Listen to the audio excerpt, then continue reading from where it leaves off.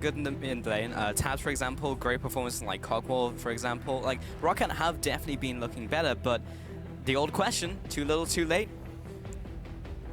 Yeah, definitely you're playing to get number 7 now. Mainly try and get the safe spot. Avoid going to promotion tournament. Jin ban coming in against. I mean, Taps is one of those guys who's always good at innovating and like jumping on new picks. Always been a very smart player, so I'm definitely not surprised that he will be a guy picking up Jin. Yeah, makes sense there. Gonna ban out Forgiven's Lucian, but as Stress was talking about, maybe he'll pick up the Callista. Sivir is here as well. Playing it recently. Sivir's been coming out. We haven't seen that yet in EU LCS, but we've seen it elsewhere in the world. Another favorite for Forgiven. Yeah, Crochet is it's actually disgusting how much damage you deal in a late game team fight. Thresh was the final ban against Vander, and an instant first pickup of Corki from H2K. Yeah, I don't think Thresh has really any value being banned away, unless you take away Braum here and you're trying to really squeeze the support pool. But if you don't, I mean, why wouldn't Vander just pick up Braum and say, I was going to take this anyway? Most likely. Callista is open, of course, as a potential takeaway for Roccat now that Corgi has been locked in. That must be the trade they were looking for, seeing as they kind of had a target ban as the last one, saying we want to leave multiple OPs open, so you get 1 and we can take 2. Ahri is not going to be it, but Gragas will most likely be the pick for AOX. He played it quite a bit.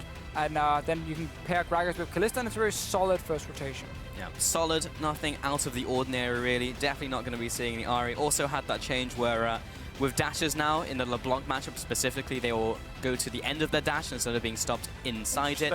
Quinn as an early rotation pick. We've been seeing that a couple times recently as well, and I still don't know how to feel about it. Well, I think Quinn mid is really strong, but it's normally as a bit of a counter pick. Right. Into some of these control matchups, you then pick the Quinn. Top lane, she's fallen a little bit out of favor for most teams because a lot of tanks are being played top.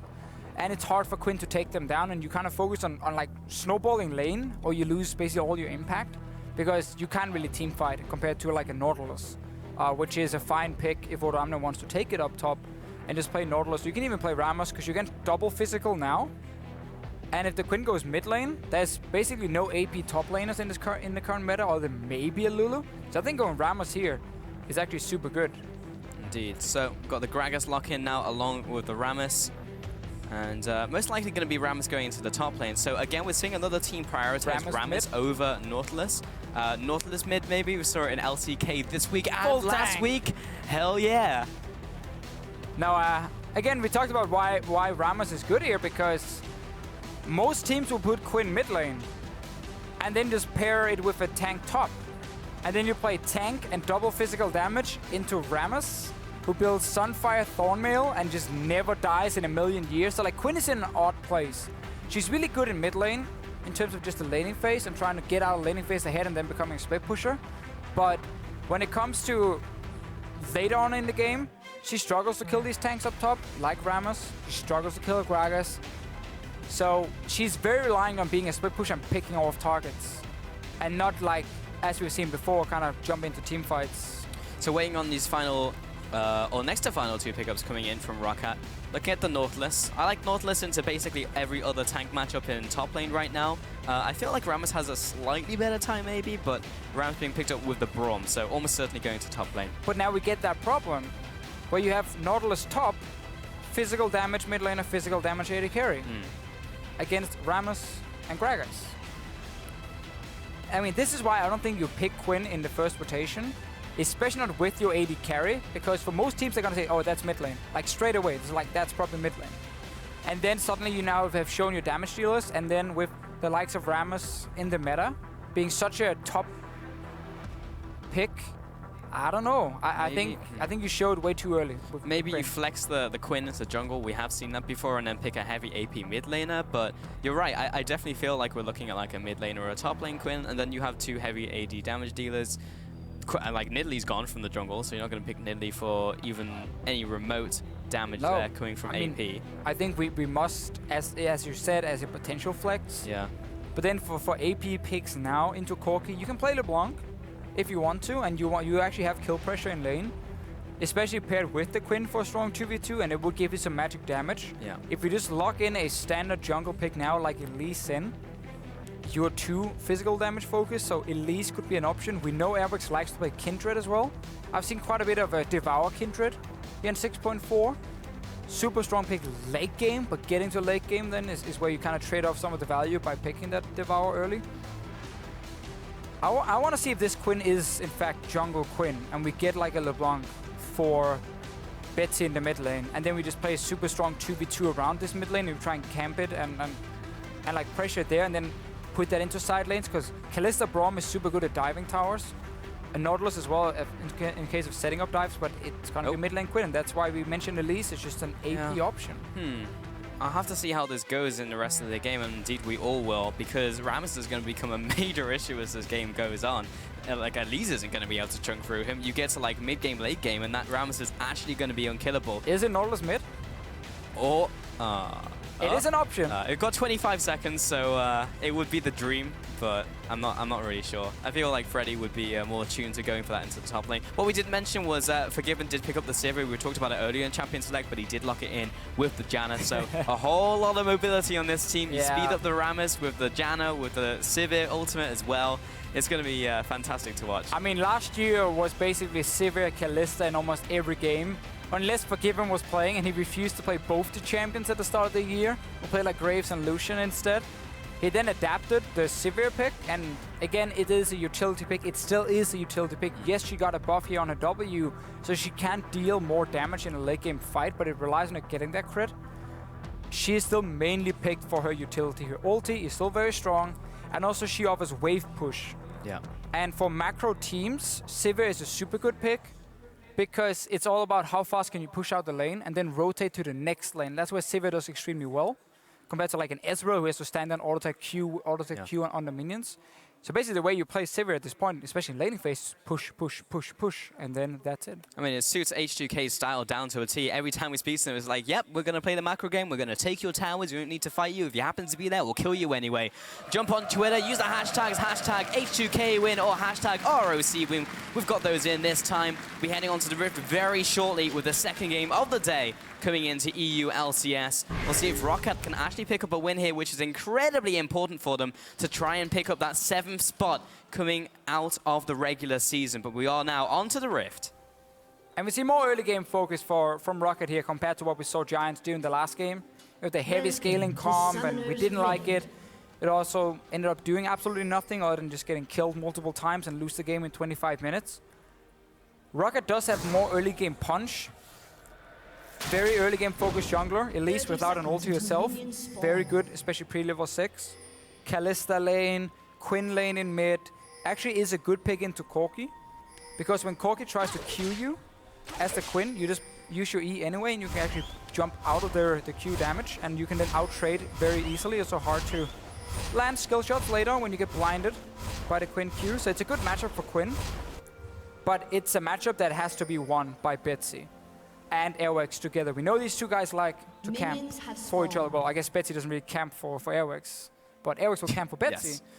And then snowball it out of control, because I think later on in the game, with Gragas and Rammus, the physical damage come from Roccat won't have any damage. I mean, it's basically inevitable. You get to late game against the Rams with this composition, you are just straight up not being able to do anything.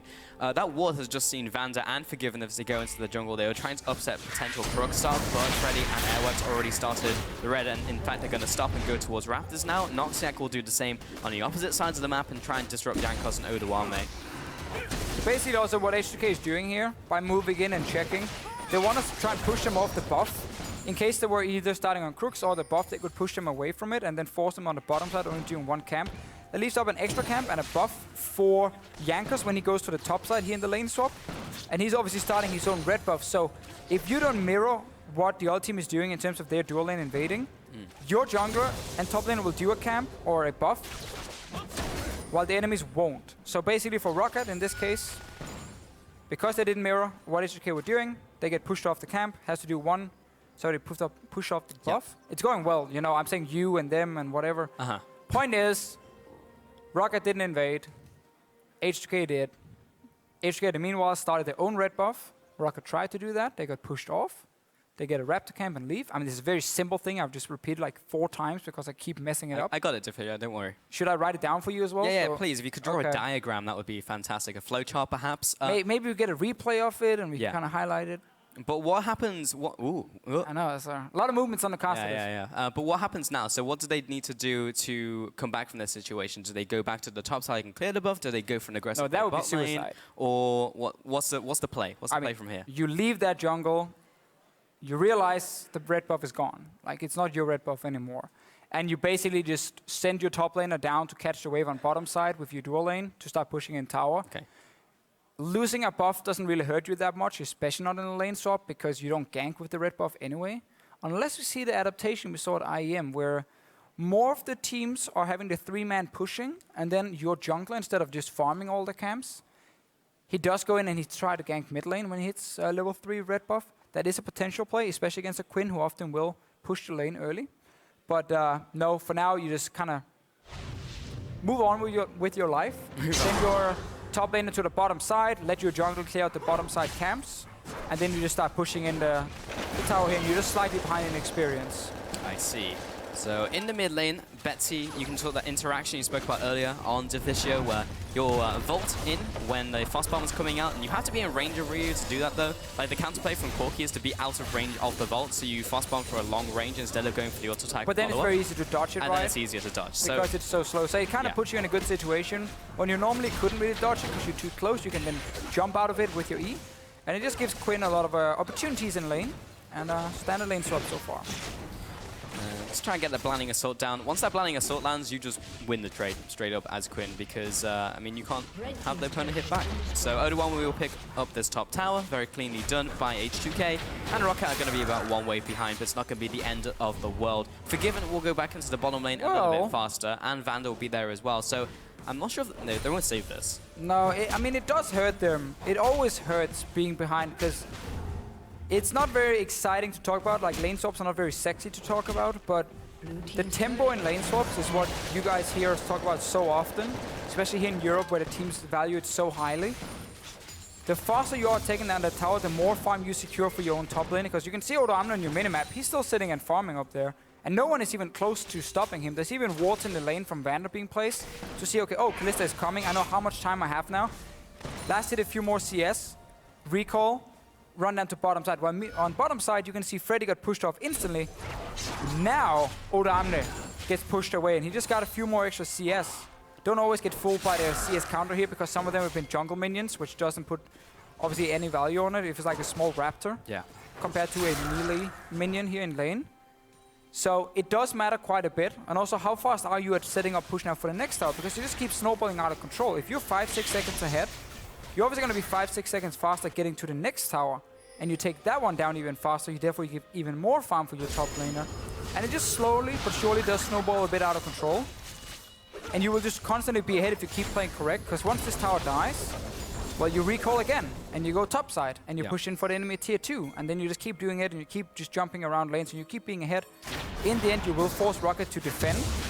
Once you defend, you lose, because you gain no deep vision then yourself, and you have to wait for farm, and then you have very little map pressure. So look here, this tower is almost dead from H2K. And top's only just being started now by Roccat. And now Oda comes in, he says, oh, this tower is all me, you know. I haven't even hit it yet, it doesn't matter. I will take the gold from this one. Greedy Oda getting gold medals and gold from towers. He gets this one, and now, again, he has a wave he can bounce, and he can sit here, and he can just farm it out. While Freddy, he wants the same, but he's not getting it. I mean, this is just going swimmingly for Oda now in the bottom lane. He's getting all of this farm. In terms of levels, they're about equal. Oda doesn't have a big advantage over Freddy. Maybe a bit of one, but Freddy will take this top tower now as well. So yeah, around maybe even 10 seconds now ahead are H2K in terms of the play. And now already Forgiven's in the top side of the map with Vander. Yeah, and they're gonna push Freddy out of this lane instantly. Push out this lane as well. And then because they're so far ahead, Roccat might be forced to go up and defend it. Forcing a flash. Yeah, from Freddy. Lands the dredge line just before the Howling Gale connects. And now Freddy's falling behind in experience. He's level 3 to level 4. The play's already started. Bottom side, Kalista is still coming down. Oda is still just standing here, looking at his minions dying and last hitting a few, and then tap shows. So Roccat has basically just been behind The solution is instead of 3-man pushing, when you see you're behind on the first tower, you call in your jungler, and you just 4-man push it. Your jungler sacrifice getting a camp, but it pushes in tower, so it goes evenly down. Rift Herald play something we see a lot of in Europe. Fnatic showed it at IEM, Origin showed it at IEM, and a lot of the Asian teams actually didn't know really what was happening when Rift Herald got taken. Basically, you want to kill this one, and you want to use it to further increase the tempo of your third part of the lane swap. I guess it is kill tier 1 first part, second tier 1 second part, push for tier 2. It's now the third part. So you now join up with this, and look at Roccat here. They realize, oh, they're going to come in Rift Herald. There's no way we can push in as fast as they can. So suddenly they start going like, should we recall? Do we have to go up and defend like 3-4 members? Or do we want to try and push in? I think at this point, if you are Roccat, there's actually no good call. Because if you start recalling, Odoamne gets free farm on bottom side and you don't get a tower. If you start pushing in, you risk H2K even pushing further for another one. But I think that's very difficult, so I think Roccat is making the correct call. As long as they can kill this tower in time to recall. Now, this is actually risky, you know. There were two, so they started recalling, if you guys noticed. They were like recalling, stopping, recall.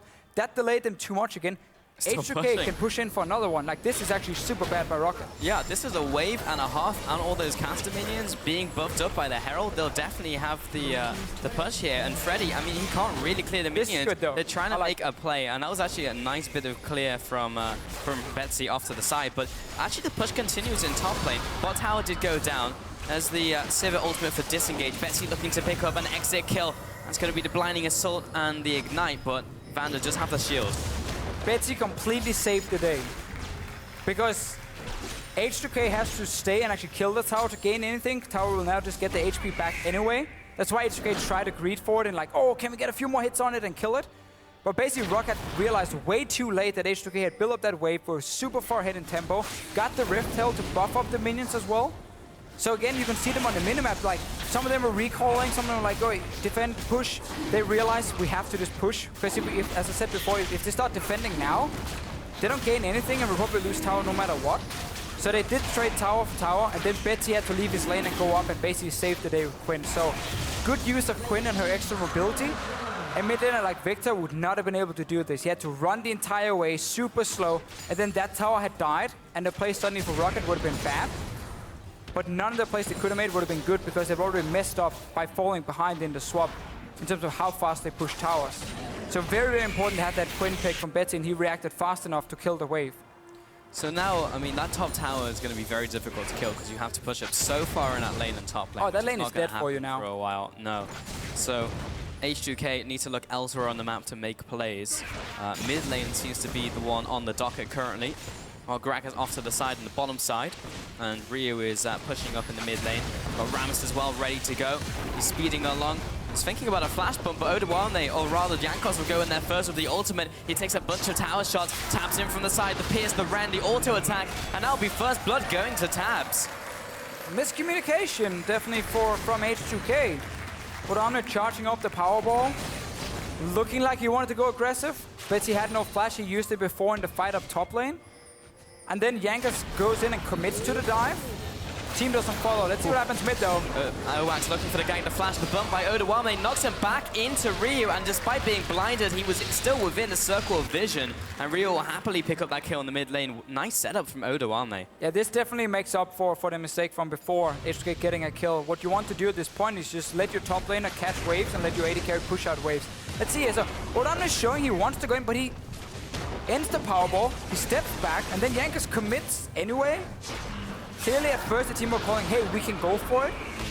And then the team were calling, no, wait, we can't. And by that time, you know, Jankos had already thrown his ulti and committed to the dive, and he ends up dying. But Odoamne on top side now, big wave coming down for him. He's gonna catch that one and slowly push it out. You want your jungle support running together with the AD carry. And so that's the one pushing out the lanes once you get past the river. Before that, your top laner can do it. Once he gets, again, past river, your top laner leaves because he doesn't want to overextend alone and die. And he should then be able to go to the other side of the map and catch a wave being pushed by Roccat. And that's how you make sure all your lanes are getting farmed. I see a lot of teams give the AD carry like a lane he can freeze. Yeah. At this point, it's like, no. Because then your top laner gets 0 farm anywhere. Your AD carry is the only one who's supposed to push out with support and jungle. I mean, this is just classic H2K now, going from lane to lane, chipping them down, mid towers very low. Roccat responded well, moving through members there as 2 had to recall or move away, go to red buff. Jankos actually stole that one away as Airwax reaches there. Look at Betsy already in the bottom lane. That's very early. They move him to the side lane. Obviously, Rockat's composition here, this is something we can highlight as well, is it's a comp built around winning early game and never getting punished for lacking wave clear, because your wave clear is Quinn Kalista. So like Kalista's wave clear, it's kind of ass, it doesn't really do anything. And for Betsy as well, like you can land your Q AoE damage, but it doesn't clear the wave, you have to land it from a weird angle. Like it's not wave clear at all. So when you run these comps, you put so much focus on winning early and then setting up a 1-3-1 split push, so you're always the one pushing and therefore you never have to wave clear on the towers. You're playing against Corki, Sivir even, still good at pushing in towers, has a spell shield to stay safe. Disengage from a Janna. Like Roccat falling behind and having no wave clear is just gonna make these towers melt completely. Like you can't really move anyone to a side lane, because when you do, your mid tower just dies. I feel like Roccat have been drawn into H2K's game though, because H2K, they had momentum starting off the play and they always know what to do in every single variant of the lane spot phases, and that's just resulted in the advantage they have now. They have the mid lane turret, they had the gold advantage. Roccat, yes, they picked up the first dragon, but H2K are just looking for these towers right now, and I feel like more and more teams keep getting drawn into this, and Roccat, they had the potential to be more aggressive early, like a Kalista with the early game spike, likewise with the Quinn, but so far it's been used reactively to stop the pushes from H2K. Roccat didn't get standard lanes, and I see more and more comps in this meta that kind of lives or dies by getting standard lanes almost, or if you do get a lane swap, you get slowed down a lot. And you can't fall behind the lane swap then, like, at all. Because if you do that, your comp just falls apart. And that's what's going to happen to Rocket's composition here. Pure physical damage, low wave clear, has to play 1-3-1 split push. You can't do that when behind, because you can never push out lanes at once. You're always just forced to defend, and then your comp again is useless. Also, the thing about Sivir that teams will learn, in a lane swap, you want to always auto-attack tower and only use abilities on minions when you are standing at towers here and trying to take them down as fast as possible. Sivir does really well at that. With her boomerang, ricochet and everything, the area damage she offers, it's really good at taking down these minions while she's still auto-attacking towers. And that's what a lot of other AD carries can't really do. Ryu just get caught out by a cocoon there. Takes a couple tower shots. Wave just dies so quickly in front of the Given. One auto attack and a boomerang blade and it's gone. But there's a decent amount of wave clear from Roccat because they have a bunch of people down there in the bottom lane. Freddy's pushing the top side and Odoamne should be able to meet him there. It's only 14 minutes into the game, but we've had a lot of tower kills, 7 already. Yeah. I mean, this is a standard lane swap game. And then also the group mid from H2K to get that mid tower. And now once again, you see Odoamne is back. Once the wave get pushed out by Freddy, Odoamne is always showing up and catching the wave. You want to make sure your top lane is getting farmed. So he's now going to again slowly push it out. Forgiven is on basically I'm going to call it a risky mission, but not really, because you have your jungler and support with you. As the guy always applying pressure with the lanes together with the Corki as well. But you're supposed to just always get vision in the lane. Or in the jungle that is between the lane where your mid laner and AD carry is. Because that's your strong area of the map. That's where you invade and get deep vision. And then you can start contesting objectives, towers. Sivir's back in base. Roccat actually noticed that and gets an opening for Dragon. So I like this play. They can still go back and stop Odoamne. He's not going to kill that inhib tower. Freddy should just recall here and catch that wave. H2K now pushing down the middle lane. Odoamne has pushed up so far. He clears wave surprisingly quickly. Roccat didn't actually recall. They ran the entire wave. Wow.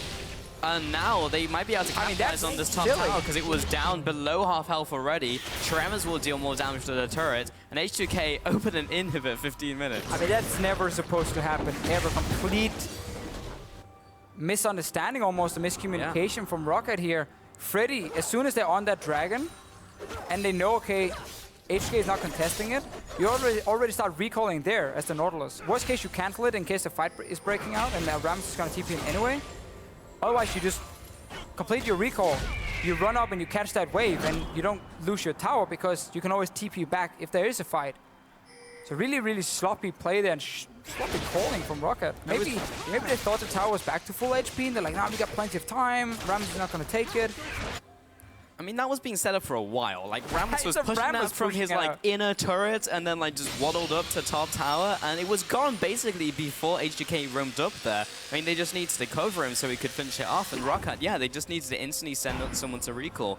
So, major oversight, and that's just resulted in yet another turret going over to H2K, extending their gold lead.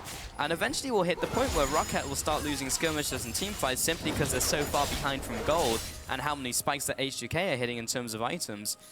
We're 17 minutes in, and Oda Amne's on 170 armor. Yeah. Without using his W, he just popped it now. With W, 290 armor. Man. We're 17 minutes in, guys. Quinn, Kalista are your damage dealers. And then I guess an Elise. Yeah. So congratulations, you get Elise AP damage. That's it. Like 290 armor. You're never gonna kill that. Let's see what happens bot lane. Betsy is pushing out, probably gonna force Good a luck flash. with this one, Betsy. Oh, Yeah. he'll have to flash. Yankees just saying, I want your flash, nothing else. Throws out the ulti, Betsy flashes. We'll take that trade any day of the week. Odawame, he's Katrina Rift Herald, an Airwax, a Tabs, and a Freddy. So he'll have to flash away. Airwax is still chasing after. Another flash is committed from Freddy. Odawame is not taking a whole lot of damage, but he is now with the support being thrown in there with Fate's Core. Throw everything at Odawame, including the kitchen sink. But that was a lot of resources used in the top lane. They should be able to defend mid lane as well. H2K will peel away. So basically Roccat knew that Yankees had shown on bottom side, using his ulti to get a flash from Betsy. So there was no chance of H2K pushing in mid fast or going out to respond to this gank. Oda Amne also with greedy play there. Trying to clear out a pink ward towards the entrance of the enemy jungle when your team just showed on bottom side of the map. Probably is not going to be happy about that one. Going to be shaking his head on the sidelines. He's already writing down one note in the notebook how he's going to punish Oda Amne and then we get a kill mid. Gonna punish Airwax instead. All right, that's a tick in the notebook of Prolly. It was like, okay, that was. Yeah, but Oda Amne wasn't part of that one, so he's still going to get punished. That's true, yeah. Maybe not as harsh as Daylor. No pinks, no drinks. What can we do for H2K? I don't think of anything at the top of my head. No, probably doesn't have anything he's known for. No, He's I mean, just that kind of person. yeah, I know in the Splice House they banned sodas, which was a big hit to Senkuk specifically. Yeah. Maybe that's why they underperformed in the start of the season. Yeah. No soda. But over time, you know, after you get over the withdrawal symptoms, they have started to perform better. Senkuk as well on the LeBlanc after his mind was less clouded by the sugary goodness of soda. Yeah, the potato cannon knew what he was doing. Yeah. I think maybe they're allowed to drink in the weekends. I'm not 100% sure. The cheat day. So Maybe, they, I think they that might spend be a all cheat day. day just drinking soda. Yeah, sometimes I get thirsty, but I stay refreshed with the great taste of this tap water I have next to me. Cheers. Cheers. H2K, we're waiting on Dragon. Another just 2 minutes. Got a 30 seconds on Baron. This is a chill game. Gonna be spining away this blue buff, so Betsy gonna have that denied from him. Over time, Yankees has been gradually taking away these buffs, one in top side, one on bottom side. Just gonna be setting up this early vision, getting the crab. Rift Herald, as you can see, is returned to his homeland. He's another Rift Herald. All of the other Rift Heralds and telling stories of how he wasn't really killed this game. He was killed once, I believe. Oh, twice, I think. And Twice? Because they went up there and they got stopped. Oh, that's true. Yeah, they only killed him once. So he had a but the pretty time good they day. did kill him, they really used him effectively. So I'm not sure if it's the same Rift Herald or they send like new ones. You know, like the ZZ Rob portals? I assume those are just new ones, right? Yeah, Like, I don't think they're you all can kind of lining up. reuse them. Right, so they're all If they lining up for kinda the portal explode. and jumping in at the Yeah. same time. Yeah. I mean, the point about recycling is, I guess, with Voidlings, Yeah. they do kind of explode and disappear. I'm not sure you can recycle that. I mean, I'm not really sure what type of constructs they are. If they're living, you know, like organisms, or if they're just like, you know, shooting for Stargate, maybe something like replicators, for example. So they can be blown apart and then put together, and then also like sent through the portal again. Like maybe that's a thing, but I'm not really sure. I'm not sure on the mechanics of ZZ Rock portals or the Rift Herald. or the Rift Herald. Yeah. Yeah. Well, we get Airwax trying to gank. I mean, again, he has AP damage, but if he goes down to gank now, you can see H2K is actually in position to do something mid lane. So now it is a bit more risky, but he can deal a little bit of damage to Oda Amne, but not a whole lot. I'm not really sure that Roccat are winning this trade against Odawame. They're going to wait gotta till kill the him tremors themselves are on him. done. And yeah, they're hitting him. And now that he's forced to hit him with the taunt, I think he comes back down and Odawame headbutts him to death. The 1 versus 2. Don't disrespect the Rammus. And Freddy now caught up by Jankos. He's knocked back. The dredge line doesn't quite connect with the ultimate coming in from Jankos. That's a double kill coming out. I think Roccat were talking about the game plan. They're like, hey, we killed him before. Yeah. By sending in airwaves. Those 3, maybe even 4, they pulled in the support in the end. True. And also H2K were not in a position to help or push in anything. This time they tried the same, just with less people. Odoamne is... That play was not okay. No, that was definitely not okay. I don't know, Rammus is just such a stupid champion in many ways. Oh, man. Oh, here he comes. Rolling into the mid lane, forcing the flash. Taps will also flash away and use the heal for the movement speed. Vander's coming in from the right-hand side, and Taps will have to go upwards. But there's no tower there. There's no inhib tower either. And Vander will set up Jankos for the kill real quick with a barrel. And now Jankos and the rest of the team, they're just picking apart Roccat. They're really just falling apart. Well, once you start defending all these different lanes and you randomly go in and die, the rest of your team will fall apart. Betsy's caught out, he's dead. Noxiac tries to defend him, walks back and forth, and it's like, where did my Quinn go? Right. Odoamne is not going to get punished anymore. He's done well. He has done well. Okay.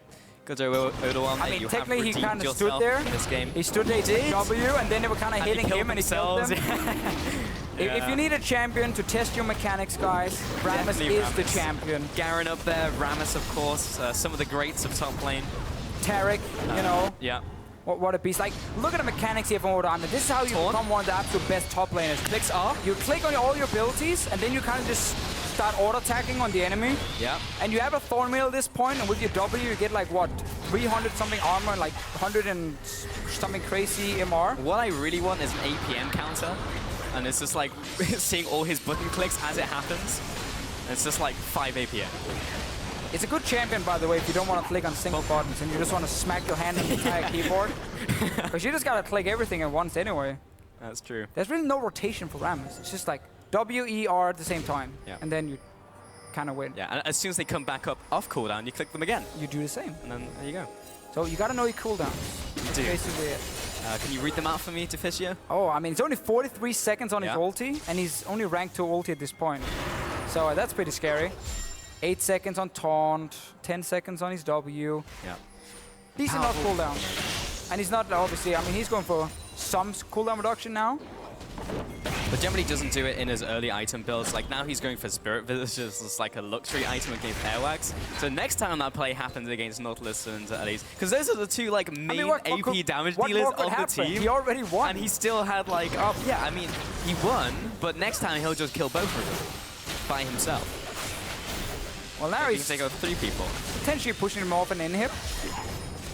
Yeah, this inhib is dropping low fairly quickly. Roccat coming into the engage on the back lines. Freddy's there, lands the dredge line, but the team isn't quite there yet. Odoamne is a one-man armadillo, able to zone away the entirety of Roccat. And after all of that play, Jankos drops low, but Forgiven will jump in aggressively with Flash, take down the inhibitor, take down Freddy, and H2K will be rolling on out. I like how you give the credit to Odoamne. It's like Roccat flanking, getting pushed off by all the damage coming in from the rest of H2K. Odoamne right there, man. Look at him. Look at him in the middle of this team.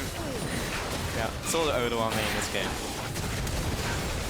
Oh, the taunt! Flash, the taunts! Jankos jumping in there. Headbutt him to death. Get him, Odoamne. All set up by the Armadillo. Look how smart Taps was there. I mean, this is a smart play, because once the taunt was gone, he started auto-attacking the Gragas, who had no Thornmail, and therefore he stayed alive longer. Yeah, micro-analysis. Fetsy, he's kind of drifting alongside H2K. Did you say Fetsy or Betsy? Fetsy.